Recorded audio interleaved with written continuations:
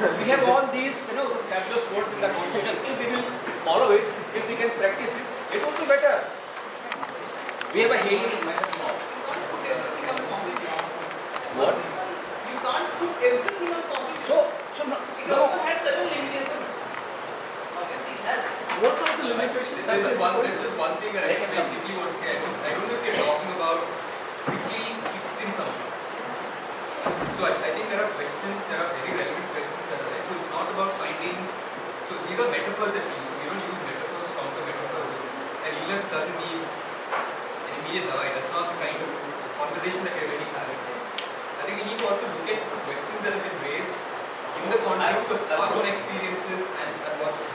I want to respond.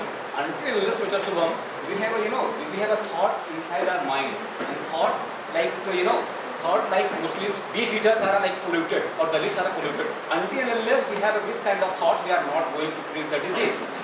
We have a medication, we have a medicine inside our mind. You have to change your thinking. You have to look word on the basis of equality, right?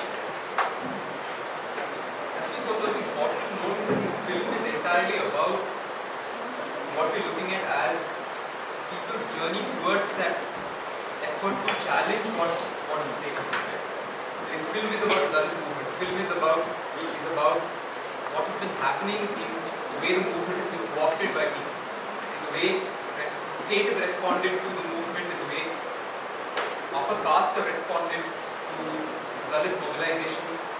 So the film really brings out all those politics, brings out how at various points it is smashed into the kind of countering also that happens of certain kinds of politics. I think it's quite. I think one thing that really spoke to me from the film is that at one point this man says that we convert in order to get rid of whatever is happening to us. That is they convert to other religions. And then when the person tells them how the Buddhists have also gone to certain things, he says, yeah, but we have a voice if we are from the other religion. If we convert to other religion. What is stayed by with me is how is it that they perceive other religion? How do they see that as a way to get away from their that is the state with me. This question is I think it's also something quite phenomenal in the way that in the narrative of the film, where the women, men and children in Ramabai Nagar are very clearly talking about the Hindus who are perpetrating this and talk about it in that context, looking at it very clearly as atrocities perpetrated by caste Hindus. And then the narrative changes towards the end of it where it's all obfuscated completely, who is a Hindu, what is. So now there is no question about the Hindus, automatically the Dalits are Hindus. So it's okay to do the question of conversion, the question of leaving, the question of making a choice, the question of challenging something to actually be co-opted completely in a much larger climate of post 1993. This incident happened in 1996. And still, so it's been simmering. So the politics are not the static things. So what happened to Bombay, what happened to Ramabai Nagar, what happened to Dalits came out in large numbers in 2002 and were at the forefront of the 2002 riots and the genocide program in Gujarat. So what has changed in the way the experience of the Dalit has also been in some ways transformed to have to fit into this narrative of the larger community of Hindus or larger construct of the religion of Hinduism. So what changed is also interesting. In response to your question about institutions and administrative structures and challenges, it's very interesting to see how we belong to an institution where we've chosen not to have caste recognition. Right? We address caste or we address questions of disadvantage. We say it's disadvantage.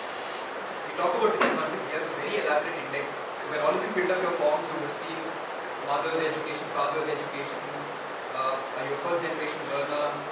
They're very elaborate matrix that's created. So I think caste is institutionalized and caste's presence is also in his absence. And I remember I was studying in Tata Institute, which is in the neighborhood of Ramabai. And the evening that this happened, fieldwork was cancelled, all of us celebrated, thank God we don't need to go now for fieldwork for the next 2 days. And then two of our batchmates who were actually placed in Ramabai Nagar for fieldwork were horrified by what was going on there. That there was violence breaking out, and then they called a meeting on campus. And in a campus which is very, there is clear Dalit politics there. At least the campus that I'm talking about is 1996, 1998, where there was very clear presence of Dalit politics. There was a very significant number of Dalit students who were part of Dalit organizations. When they called this meeting, the narrative among the dominant student body was that why are people responding in such an irrational manner to the garlanding of Ambedkar's statue? Take off the chappals. No, why is their ego so hurt? Why are people creating such a big deal? And this is very often the kind of response we have. A middle class, upper caste response to what is the big deal? And then it became, of course, crazy. People fought on campus, people went out. And in these institutions, these are also institutionalized cultures. So the Tata Institute, despite the presence of strong student body which has very clear, strong affiliations and is integrally a part of the Dalit student, on that campus you have a shadow lurking. You have the shadow lurking where you can speak with confidence simply because you're English speaking, simply because you're upper caste. And you can say, and I think it happens very much in our own context. In our own context, we are very uncomfortable with the question of caste. We read about caste, we analyze interventions from the lens of caste, but in our own experience of being on campus, how do we address the question of caste? Whether it's among faculty, whether it's among students, and it is an institutional question. It is institutionalized in the fact that the question of caste is often absent. And in its absence, I think it's present. This is huge. It's this elephant in the room that nobody wants to talk about. That is identity politics. There is, why should we go there? We can have a civilized conversation about this. We can have a conversation about equality. But in this conversation about equality, are we addressing? We talk of English language politics. We talk of diversity. In our language of diversity, we talk about representation from multiple states, multiple religions, but we do not talk about caste question. We don't put it out there and say this is the percentage of whatever caste we have. I think that is a problem. So when you talk about institutions and how caste is institutionalized, it becomes an administrative thing. So what is the space? You don't have spaces or mechanisms or ways in which we are too civilized. Right? So if we call people by caste names as an insult, what is our mechanism? So I don't know, when we talk about cities and caste, who lives in cities? You saw the Devnath dumping grounds and which stretches. It's like a city by itself. You go into Bombay and Devnath dumping grounds, and I again talk about my own experience of being in Tata Institute. We're in the middle of it. I mean, one of the peripheries of Devnath dumping grounds. So the nearest local train station on Harbour Line is Govandi. So you reach Govandi station, and if you cross Govandi, the line, if you cross Harbour Line and go to the other side, is where Devnath dumping grounds. And when you're walking through Devnath dumping grounds, you're walking through 3 stories high garbage. So it's fixed. You're walking through streets around which garbage is risen. And every single person who lives there is Dalit. So I don't know how we can, in terms of geographies, when we talk about it, I'm not very sure about the same about how caste plays out in the city. It's not very different from the way it plays out in the rural context. Ownership of land, housing rights. You have these foils that are there present in. I mean, I'm not making this simplistic thing that, oh, it's the same thing, you can draw these lines and say, this is how it plays out. I think it's important to recognize that it's alive, it's here. So I'm not sure in what context Aman talked about it, or I'm not even responding to Aman or Rohit. I'm just saying I think we should also be open to our own context. What do we see around us? How much do we recognize? Yeah, March. Just a bit, I would not belabor my point. I would again see how Anand Patwardhan commits himself to the task that he undertakes. And he wants to go around listening to people, and he does that in this film. Why is it that very senior professors, when thinking about whether this terminology of saying Rohit Vemula's suicide is an institutional murder or not, does the same sort of thing? Goes through the documentation, reads beyond the suicide note, goes and listens to their students. I mean, the time that Rohit took yesterday and I took yesterday, we could have probably listened to the students who are our own students and how they think about Rohit as a student who was studying in a university. And can we at least listen to them and say that, look, what you will speak about Rohit Vemula would determine how am I going to make a sense of whether that's an institutional murder or that's a political murder. I don't know if there is a distinction. I mean, to make a distinction, I think it's a false distinction to make that an institutional murder has no politics in it. A political murder has no institutional involvement. It is institutionalized. I mean, there are ways in which it is institutionalized on a very active, politically active campus like HCU. Politically active campus. I mean, you've had professors, you've had students who've been very integrally been a part of the Dalit struggle, who've raised questions of caste. It's one of the few campuses in this country where it's open, it's all out in the open. There is a reason why somebody is appointed as a vice chancellor of a certain institution, why certain forms of controls are established in certain spaces. I mean, Anand Patwardhan is it's a masterpiece. Right? He doesn't speak except the interview questions that he's asking. But the narrative is just so solid. It's solid, it just cuts right through the film, where he's just saying so much. But it's through voices, through authentic experiences. And I don't know if it's another thing that I've always wanted to say. That today people talk about the demise of the Dalit movement. The Dalit movement, and I come from Karnataka. I've lived here all my life. And lots of people talk about, I've also done it in class, about the glory of the Dalit movement at one point, where it was this fantastic movement, and now it's corrupt, and so they're Bureau of Transfer of people, they work with government officials and do these things. I think somewhere we forget so all this critique, they don't have a perspective around gender.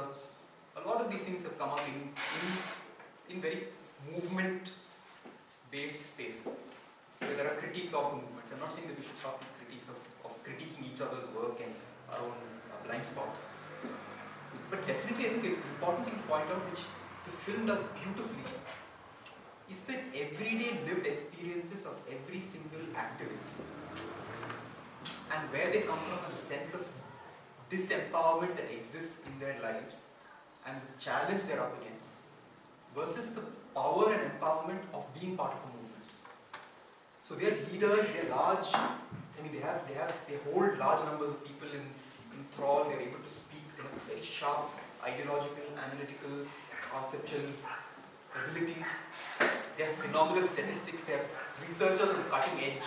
I mean, we talk of research so much, but if you listen to every single song, if you listen to every single speech, there is a lot of research. There is a lot of solid statistics. It's not just rhetoric. It's not just let's give a rousing speech and everything will be automatically. We're just calling people to the struggle. It's based on solid ground, solid research.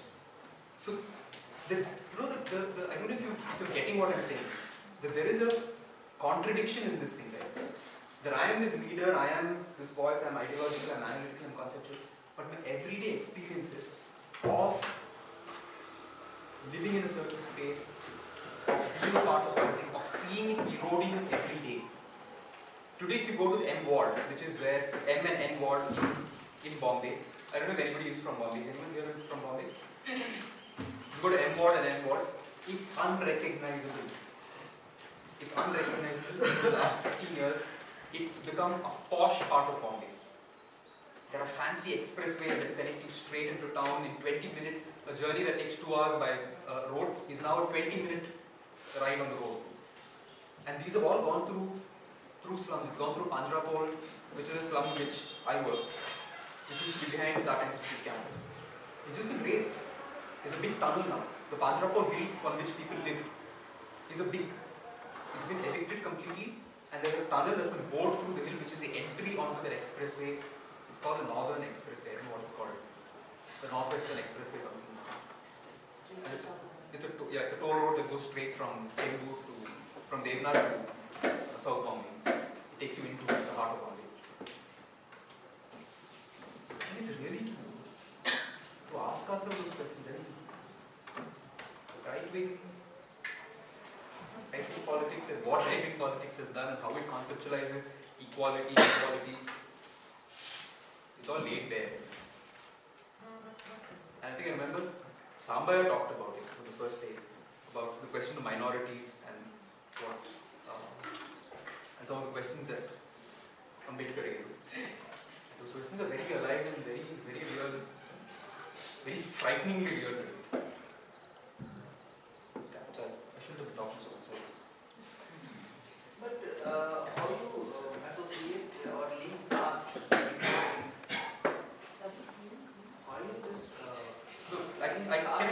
Can I ask you this question to say, where do you not see the link? so let's suppose that these expressways or the highways. So this might be a problem, catalyst problem, or this neoliberal society. So where you can link these two things at particular to this space. I don't know if it's a clear pattern, right? Which slum gets evicted? Who lives in those slums? It's not a question of class alone. There is a very clear caste identity to people living in slums. There are slums which are only from a certain caste. There is in Bangalore, in Pina, there is a Gulbarga slum. The whole of the Gulbarga slum has only Muslims, Holayas and Madigas. Two subcastes, two Dalit subcastes, Holaya, Madiga, who are among the lowest in the hierarchy of caste in Karnataka. And Gulbarga slum is the one that recently had to give up land for metro. So is the driver of that kind of development was the slum? Was the slum, the presence of slum, there was this driver for this development of coming of the expressways? Very often slums are people who do reclamation work, right? Swampy land. Koramangala is a beautiful example. Ijipura slum, which is again, it's a swamp. A swamp into which people brought in debris, construction debris, built their houses, lived there for 20 years, and then somebody claims it and there is going to be a mall built there. So I'm not saying slums drive real estate development. I think it's a very strange way to look at it, to say that slums drive the expressway development. They are sitting ducks. Like Adivasis are expense account, in our cities the slums are expense accounts.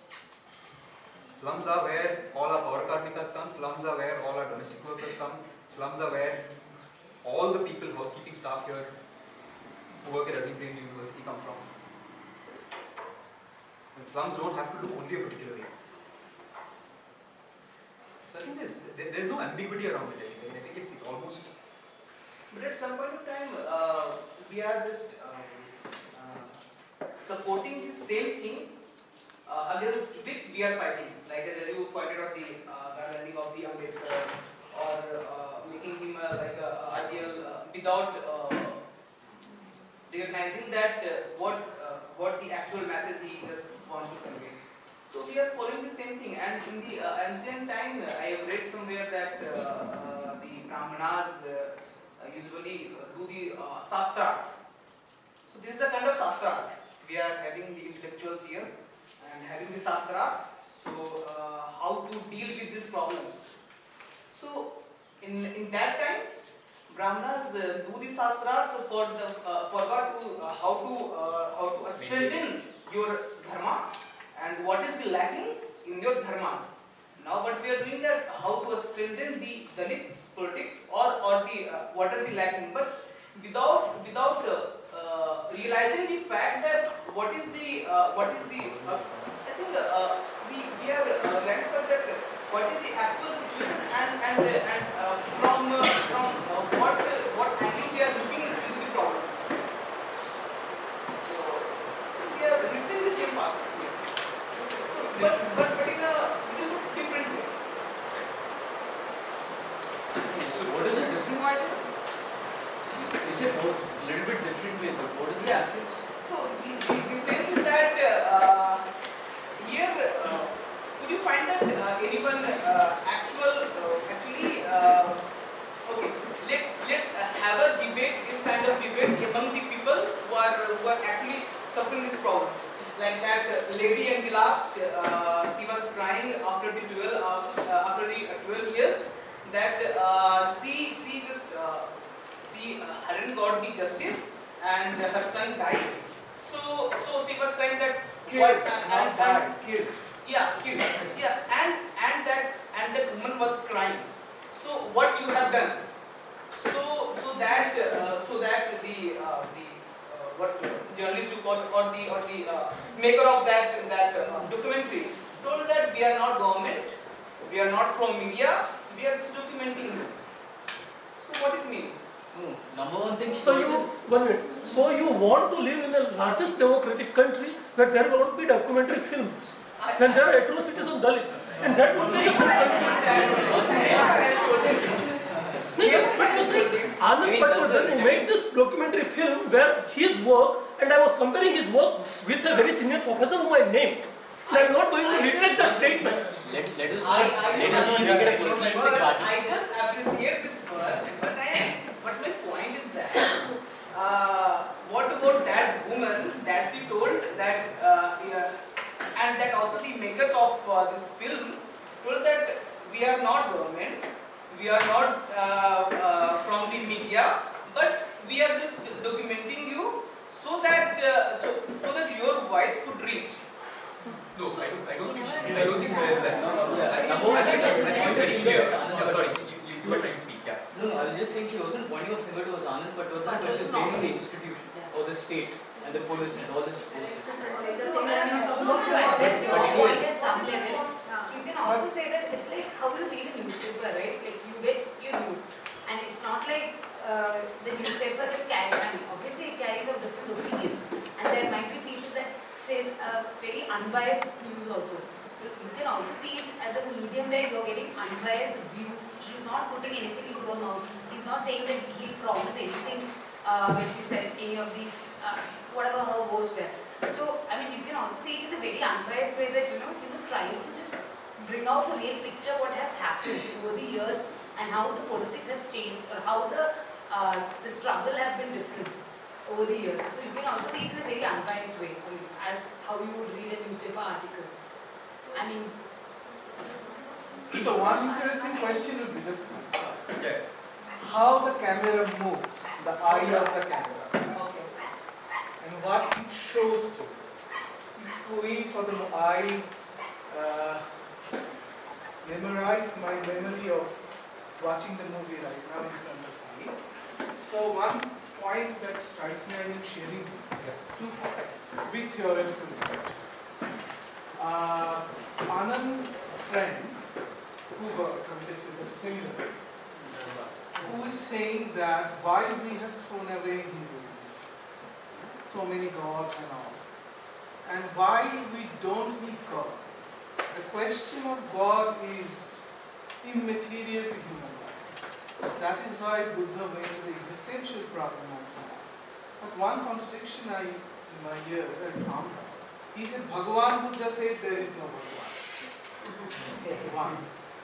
Another point, when the same person is delivering a speech, and there were two Buddhist monks who were sitting in front of him, and he's saying, we are not following traditional Buddhism. It is a new way, or the Navayana. I'm not scholar on that. I want if some people can enlighten me on that. And he made a very crucial difference between who is a devotee and who is a conscious follower. I think these three things strikes me most, apart from many other things. And just one correction. What is this question of caste and class? Is it a kind of sect, a nested sect within a larger sect? What is it? I went to Mysore last week.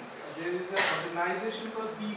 I don't know if you know that. I assume that's a kind of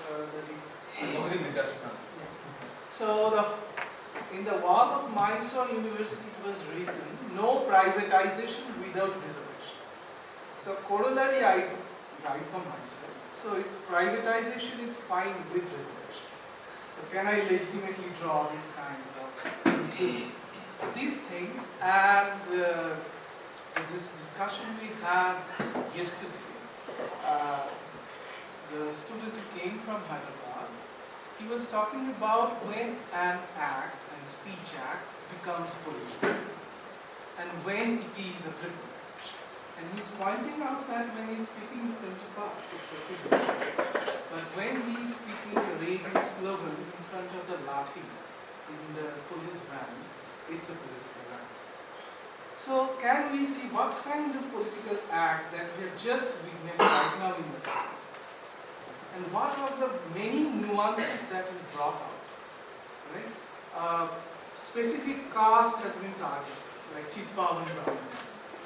They are wearing this Peshwa topis and all. And most of you were laughing when this kind of bullying slogan are raising up, Modi is coming in a chariot. And when even Smriti Irani talks rubbish, when people say these are the spontaneous expressions, it's not, these are the manufactured things. And we have to take them seriously. When people bully without any fact and they just ran over you with their speeches. And many of hate speeches you have witnessed, nobody got caught for that. So how will we look at it? What we can do in our space, and you rightly pointed out. How can we raise this question? How can we take that outside, out in the domain? Because there is an invisible labor, a force of labor that is working here. And I also, including many people, got pissed off when I really a nature person see the board, work on the process, the cleaning on the process. So are we recognizing them as human? What is this manual scavenge? What is this dirt? Right? And very poignantly pointed out, but this is a contradiction on which for thousands of years an oppressive hierarchy system has been built.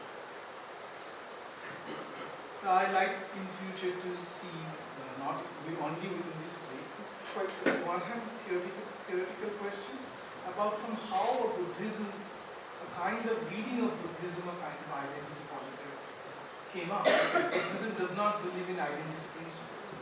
In theory. The theory of Dhamma is a theory of dependent origination, which is a theory of impermanence, impersistence. A very radical way to think about reality. And what is this new Buddhism? What is this urge for conversion? And what kind of promise of upliftment you can see?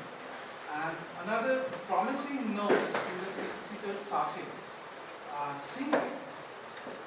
Even we can throw away this constitution, even if it is being drafted away, because it's not fulfilling our plans. So these are the pointers for me. So if you all can share what is your takeaway and how you have seen this movie and the incidents, suicide/murder, whatever it is happening. If you can look at it and place it in a context, in our context. Because in JNU I've seen many of my so-called Dalit friends don't use their surnames. Vijay Kumar or Manish Kumar. So these are the points that I right now have in mind. I think your question, or the first thing got addressed, right? The whole idea of castelessness is for whom, and who bears the burden of the caste identity. And the fact that we can't wish away caste, we might not talk about it, we might not, but it is here within us. It's very much a part of our life on campus. It's very much a part of our classrooms. It's very much personified. I might not play my upper caste politics, but the fact that I am upper caste and I'm talking in a certain way and I'm standing in a certain position of power is undeniable. It's not coincidence. There is a larger politics to it. And everybody talks of castelessness. Finally everyone's saying, yes, let's have a casteless society. I don't think anybody's saying let's get frozen in identities of caste. But in the journey towards castelessness, how do you acknowledge it? So the Dalit movement itself actually says that today we will talk of ourselves proudly as Dalit. So from shame to pride about my caste identity, and from there is where you can possibly move to a point where it dissolves into it no longer is relevant. But my identity today as a Dalit is something that gives me a sense of confidence, a sense of purpose, a sense of being able to in some ways address the question of exclusion and shame. Because otherwise it's not possible, right? You can't make that long jump from saying very clearly, you saw those ads. Now we use technology to ensure that gender and caste are maintained in many ways. It's the computer that matches horoscopes and all that. You don't even need the Brahmin to match the horoscope, but it's doing the function of maintaining caste. So Brahminism is alive without maybe the Brahmin also on the computer. But I think it's important to look at that. So how do you make that long jump? To now say that no, it's castelessness. Because it's present in you. It's very much present here. It's present right now. It's present in the color of our skin, it's present in the clothes we wear, it's present in the choices we make, in the food we eat, the arguments we have.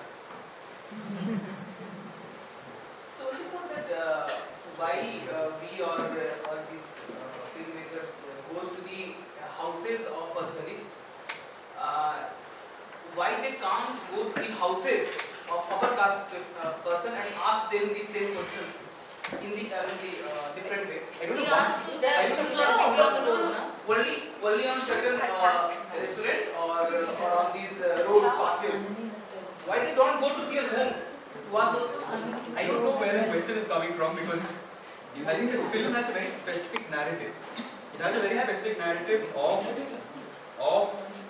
assertion, of atrocities, of an effort to mobilize, of an effort to come together in some form. And therefore it's located also in a specific space. The space also matters. So it's not about, this film is not a lesson in caste. This film is very clearly talking about movements and the kind of counter movements that exist in that space. The kind of assertions and the counter assertions that are happening. I mean, Maratha pride, Chitpavan pride, it's in some ways assertions, right? It's a response also to something. From your superiority being taken for granted, suddenly here is a city that's simmering with a very different kind of a dialogue around identity. And therefore you need to also assert yourself. Thackeray does, right?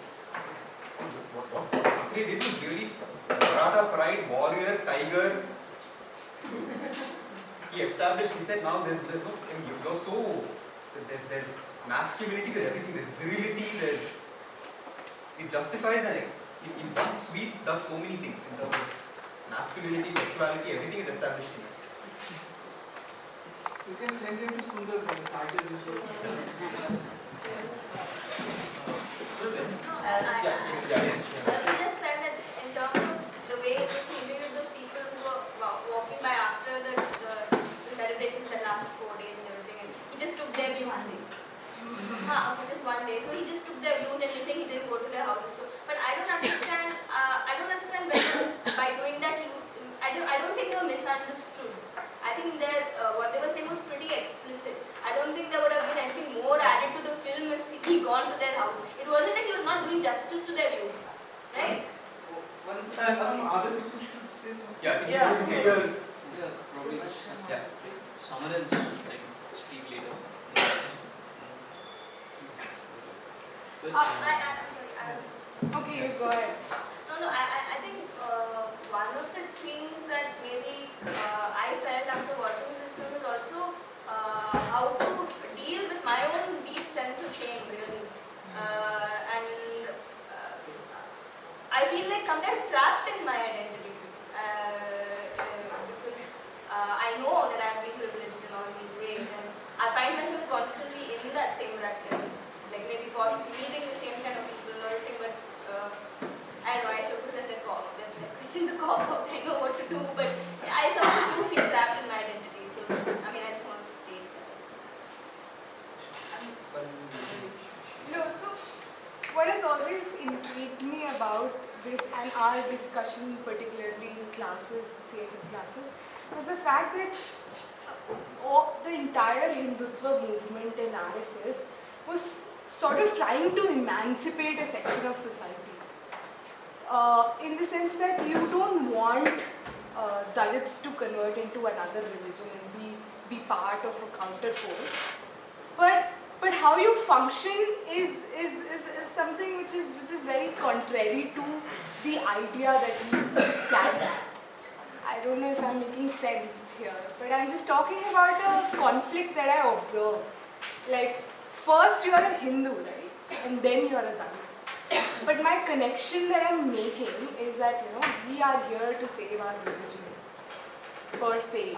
But the fact that it is inside the structure so repressive, but I'm not dealing with that question, but I also want you to be a part of the fight that I am carrying against another religion.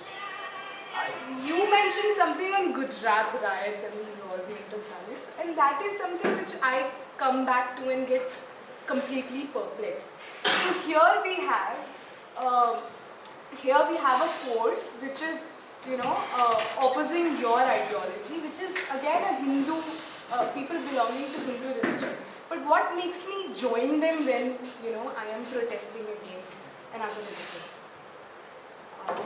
I mean, I'm just talking I don't about. think the Hindu identity is this monolithic identity, which is also what the film starts with, this whole thing that the Hindus are doing this to us.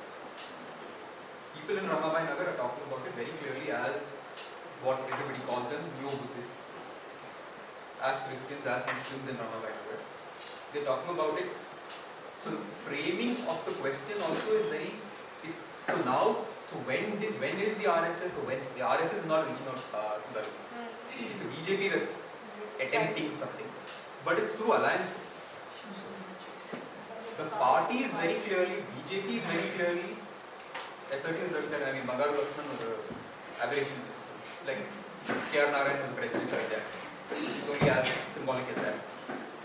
But I think it's important that you are talking about Hindus and tribals, I mean, you're talking about Dalits and tribals all as Hindus. And there is Bal Gangadhara who's written this entire thing about how the Hindu response of Hinduism as a response, as a modern religion, is a response to Islam and Christianity. And I'm making a shockingly provocative statement, but it's not my statement. It's where he talks about how the religion has to consolidate, has to identify certain texts as critical central texts. Why the invoking of the Ramayana, the Mahabharata and the Bhagavad Gita? These are not the only texts, there are billions of other texts. So why certain texts were identified? It's in some ways simplifying it for it to become organized enough. Because otherwise, your gods and my gods as a Hindu are not, as the broad category of Hindus are not the same. The Malayali doesn't even celebrate half the festivals. Diwali is not even a festival for the Malayali Hindus. Or the Nayars or whatever I'm talking about, my exposure to Malayali Hindus. I mean, everyone's sitting and eating beef and mutton on Diwali and having a good time, saying, yeah, Diwali, good crackers, let's celebrate. So, but today it's not the same thing in Kerala. Kerala today is very changed, where there is actually Holi being celebrated, Diwali being celebrated, where otherwise it was the Bhagavatis, and the Bhagavatis were all local. Bhagavatis belong to your family and they were goddesses and so the idea of a monolithic Hinduism is also it's a modern project. It's a modern project which is also a countering of this fear of the other Muslim, of the Christian, of the Dalit. So then how do you bring the Dalit and the Adivasi into it? So the question of conversion is not just anything, sometimes it's political act of rejection. It means possibly nobody is expecting anything better anywhere else. It's like I'm just done with you, I'm getting out of this. It could just be a simplistic, possibly very simplistic reading it. But conversion is not always this better place that I'm going to. I'm sure you all make choices like that, right? Running away from where? I'm done with this, so shut up, don't call me this anymore. I will do everything, all my practices, I will wear the Hindi, I will sit there with my Mangal Sutra, I will do everything. But for now, officially I'm not this.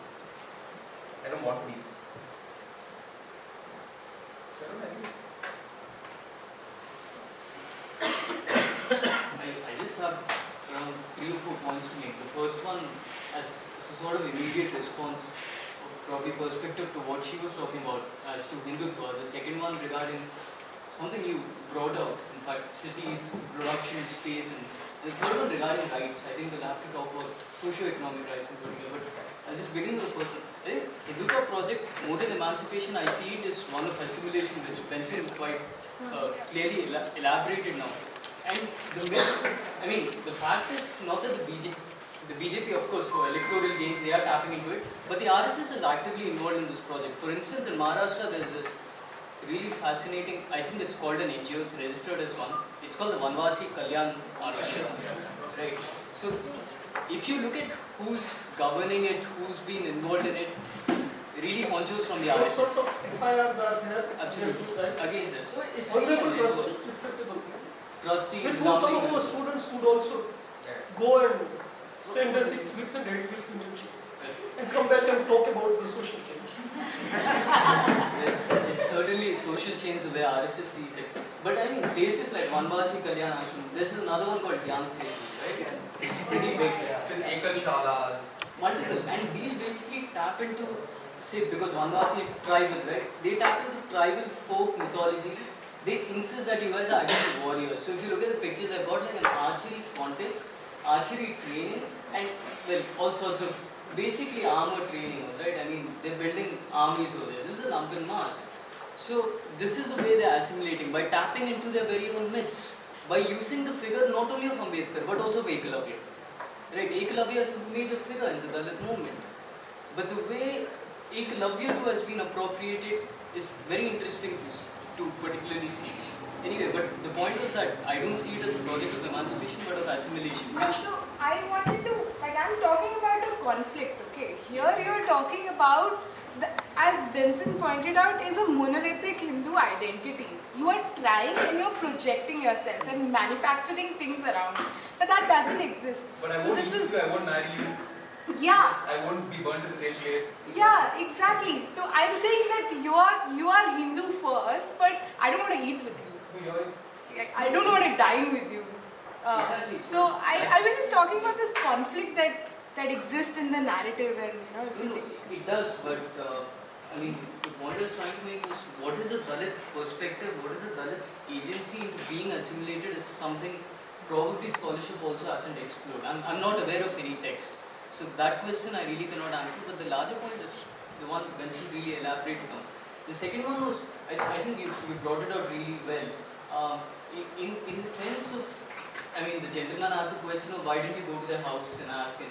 Tadagad incidentally told me, but he went to McDonald's, he went to Barista. But anyway, the point is there's a social production of space happening, right? Cities, particularly, Benson very clearly pointed out, belong to certain people. I mean, all of us do belong to cities as much as do slums belong to cities. But who really has a say in cities is quite a pertinent question. And this is not a fact with India. If you look at Europe, if you look at England, it's been the same. Industrial revolution, the height of capitalism when it came up, right? The proletariat were ghettoized multiple ways. I mean, E.P. Thompson's got this wonderful work where he shows you that.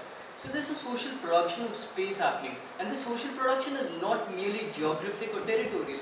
It involves the perpetuation of certain norms, of a particular culture, of who owns the right to what, and that is what you see in cities. Now, so today when the Bangalore authorities come up with a metro project, in an area in Majestic which runs through transgender ghetto, we need to ask the question who this city actually belongs to. Of course, the narratives they use is let's beautify the city. This is the aesthetic narrative. So, are you saying that transgenders, the very fact that they're there, make the city ugly? I mean, of course, the logic of it is confounding to me, but it is certainly a question. And this process gets accelerated, accentuated under neoliberalism, neoliberalist capitalist expansion across cities, in Brazil as well. There were protests before the Football World Cup regarding the same. You're seeing the same now before the Olympics. So that's a second point I really wanted to make. And the third one was an immediate response to, because we are interested in solutions, right? We are. I won't deny that I'm not. So the solution seems to be apparent through the discourse of rights. All of us invoke rights, right? And what are the rights you're invoking? We're invoking a particular group or category of rights, such as socio-economic rights. We say that civil and political liberties are given. All right, these guys are asserting they have franchise, so on and so forth. But we are also saying they need a right to work, and so on, right to living, right to water, so on and so forth. But the question to ask is, even in institutionalizing or guaranteeing these rights, do they eliminate certain occupational hazards or structures? The point is, despite these socio-economic rights, despite having a right to work, we see that manual scavenging persists amongst a certain group of people, right? So even when we do take up the rights cause, which I think one should, I'm not discarding rights. I'm not saying it's liberal hogwash and let's discount it. I'm certainly not saying that. But even when we do, how do we make sure rights actually speak of equity and equality? It's a really important question to ask. The people doing work in Narega are not, it's not a Tathagat or a Ashwin. I mean, we're cool, we're studying in this place or we're chilling out basically. Someone else doing it. And this has been happening. So the other question to ask is, are rights also in alliance with neoliberalist capitalist expansion in India alone? In fact, consolidating these structures of oppression, in fact, providing no space to break away from them. So 3 points. But my Can you hear other voices and come back to you? yeah, sure. Yeah. Yeah. I think of someone. No. I thought somebody else's hand was. No, I just want to understand the kind of selective memory that we have, thankfully he has covered all the years from 96 to 2011 and the kind of narratives that has changed over the course of time, that the people who have been against who the atrocities have happened have themselves, forgotten who were the perpetrators there, and to expect people who don't even know about this, like for people for whom this is a distant reality, how do we kind of remember, okay, which government was the one who led it, or who were the people who were in charge of this, I'm in awe of the kind of selective memory or the kind of forgetfulness that the human beings have, it is our own people who might have died like in a matter of some 7 to 8 years, and we really forgotten who were the ones who led it, or who were the ones who were supposed to be put in jail, or who we can point out and say that this was the person that who took away my father, my husband, my child, and and you don't remember. They're like, oh, is it Congress? Okay, they have all given us a Congress narrative now, and now it's Congress. And there's just one person who remembers. And I was like, thank God there's one person. And I think it's something that we can see in our politics now, and it's something that we belonging to Kerala can see now that's happening. That in May the elections are going to happen. I think people are going to deliberately have a, forgetfulness of certain things that has happened over the years. And I just want to understand why as human beings do we have this selectful memory or forgetfulness. It's just too much for me to understand. I'm going to ask another letter. I find it astonishing how some connections just aren't made in a certain class of society. For example, the way that woman talks about, like when you talk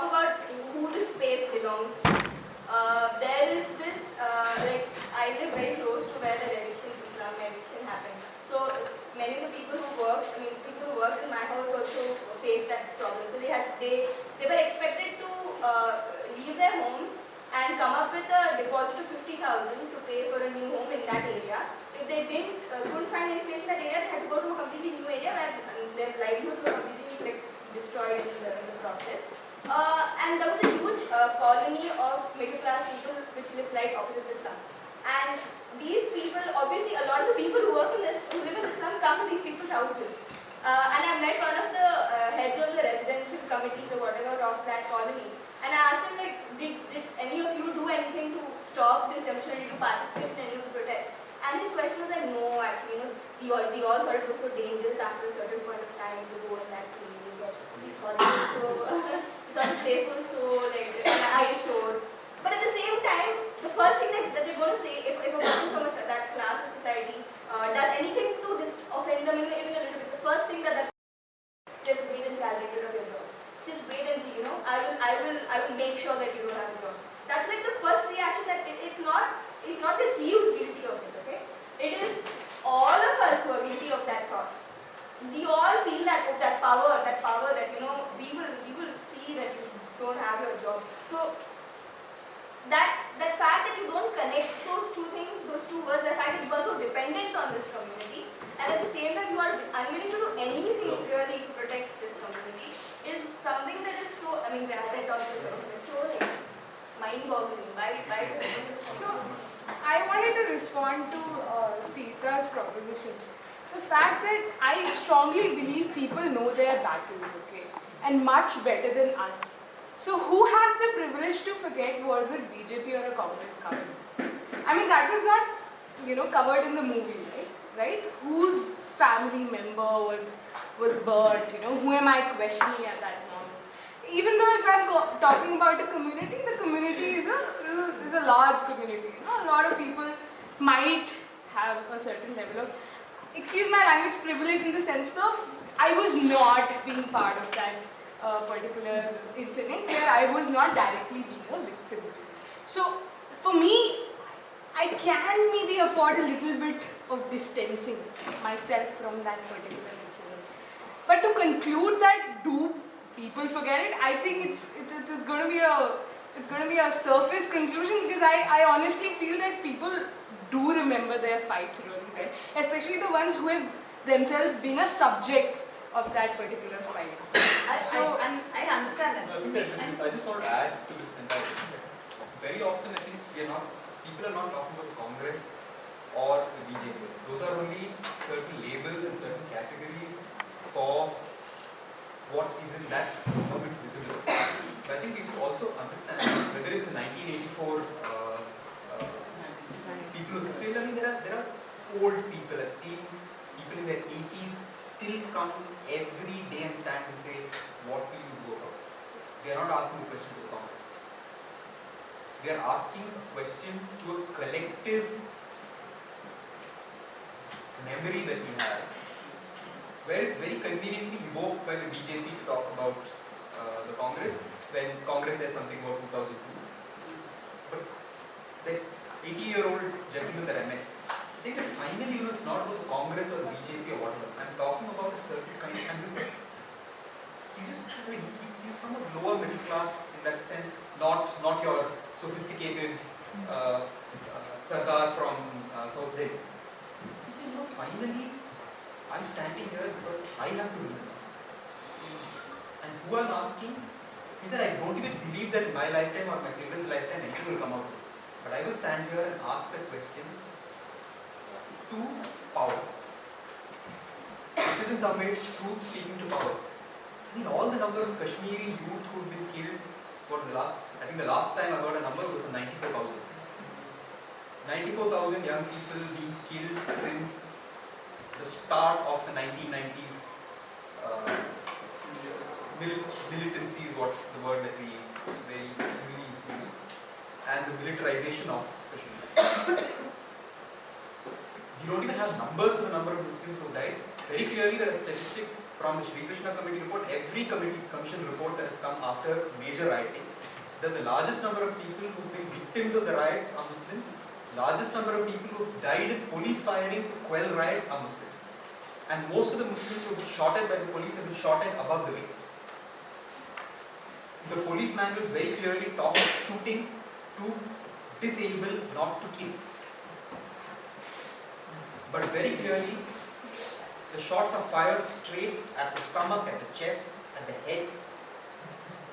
In Bangalore, when the Urdu news riots happened, and this is very bizarre, right? I mean, no Bangaloreans remember it. When the Doordarshan decided to have 15 minutes of Urdu news once a week, there were riots in the city.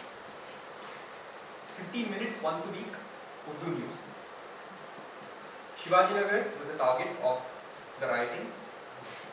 5 people who died in the rioting were all Muslim. Young boys and 1 child who died not very far from their homes. Exactly like what we saw in the Ramadan. So there's a pattern in all these in the ways the state represents it. So we can't. So I don't think we can forget the way the state. So this question of institutionalized. Tribalism is institutionalized. It doesn't matter whether it's the Congress or the. And I'm not trying to equate the Congress with the BJP and Shiv Sena. So it's not a simplistic argument that I'm making that everybody is the same, so all politicians are the same. That's not the argument I'm making. But I'm just trying to say that the state and power plays in certain ways. We, sitting in Malleshwaram or Basanagudi or wherever, the way people stood and watched, people sitting in certain parts of Delhi watched what happened to the Sikhs in Delhi. These are all, it's a part of the larger structure. And it's not merely one political party or one formation alone. These are formations that gain legitimacy from the context and geographies in which they emerge. So when we talked about even this question about the social production of space and the economics of it, I don't know how many of you attended the very few people, it was on a Tuesday afternoon, the waste narratives session where there was Mridula Koshi reading and women and men from Mridula who've been mobilized, who were waste pickers who come and talked about their own experiences. It was a beautiful session that actually called out lots of things. Nayandalli was a place that was supposed to be these orchards and beautiful places where people were pushed out of the city because they didn't have space for waste pickers in the city. The real estate was too expensive, so get out of here. So they went and set down their go-downs, they work in those go-downs in Nayandalli. Today the metros come there, it's getting gentrified. So in anticipation of real estate prices rising because metros reached there, they have all been given eviction notices. 400 go-downs, each employing at least 100 people, have all been given eviction notices to say go wherever you have to go. And the contractors are all of a different caste and religion. The people who are doing the work belong to a certain caste and religion. So now they have to pick up the pieces and go. And this is the 3rd time the same community has been evicted from Bangalore. It's fascinating how it reproduces and plays itself out in patterns. So at least my experience of a lot of any little bit of work that I've done with communities, people actually laugh at activists, middle class activists, and your anxiety to change this. So actually I've had this elderly lady who I visit even now once in a way, who tells me, boss, and she uses the word boss because she's heard us using it with each other. So the friends who've gone to these spaces who call each other boss. So she actually said boss. And in Kannada she tells me this, that you're too anxious about these things. She said, the fact that you're fighting is important. That this will change in my lifetime, I have to be stupid and you have to be stupid to me. She actually said it, but that doesn't mean that you don't fight.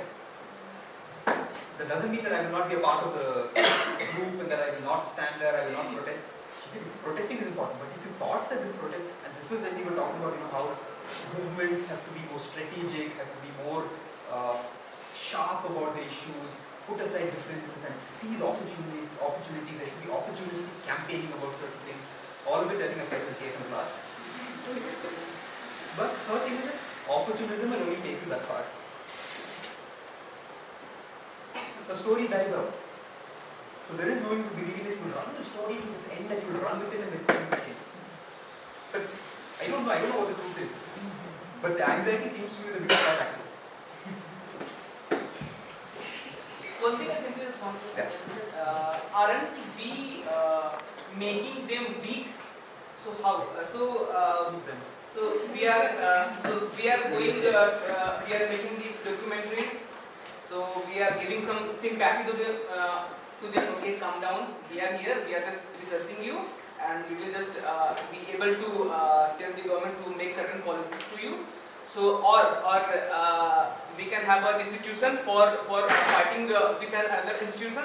Like you told that we are fighting the caste institution. So let us suppose it's institution A, and you are building rights. So institution B, institution C, institution D, institution E. You just surround all these institutions to fight against one institution. But no one is targeting that institution. I think when you talk to institutions, we are not talking Sangathan. We are talking these institutions are also sociological. So I don't think we are talking about the institutions as this. So also addresses this question in some ways that it's not a. So the problem with the rights-based approaches very often is that it doesn't deal with structures. It deals with entitlements of citizens, of individuals, of claims that you can make on a state, of claims that you can make on international law. So between claims, entitlements, and structural transformation.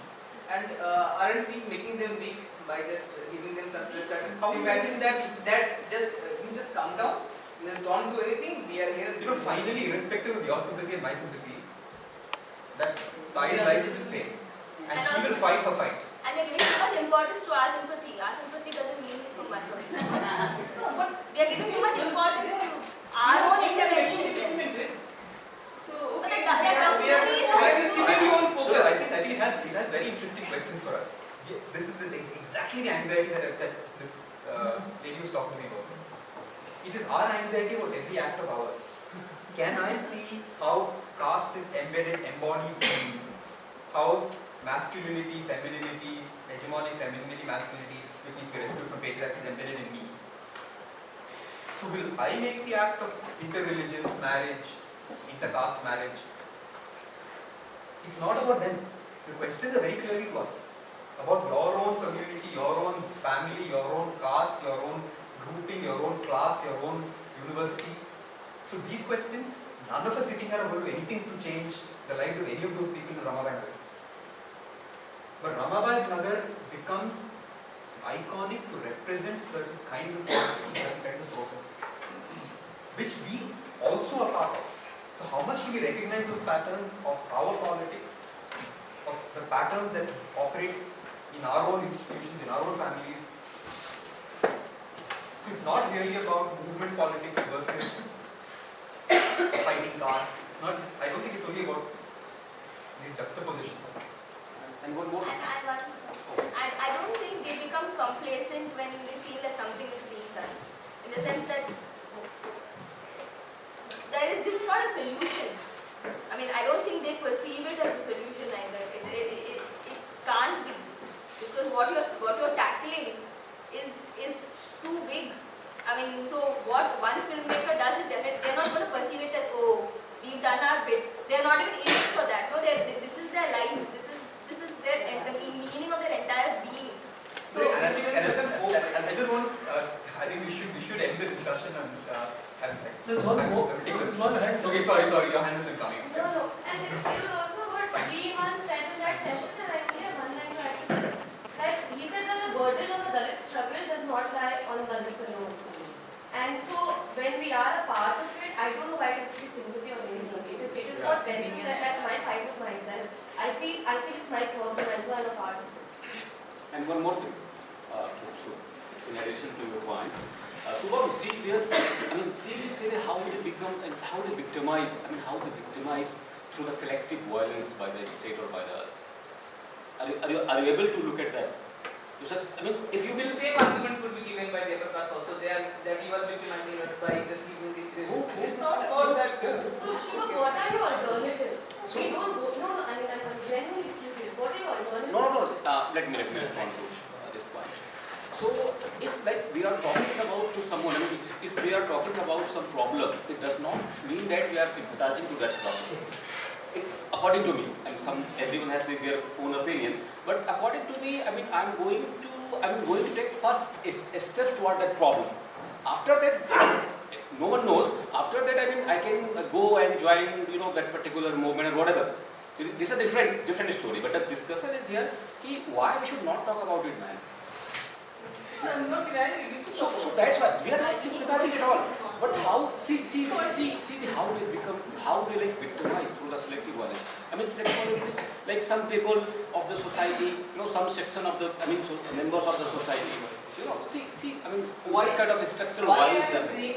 Why I am saying that, let us suppose you have two members of Patel or two members of Jat, in a certain part of this country, got together, maybe the population 3%, 4%. And what if 60% of the youth came together for that cause? What will happen?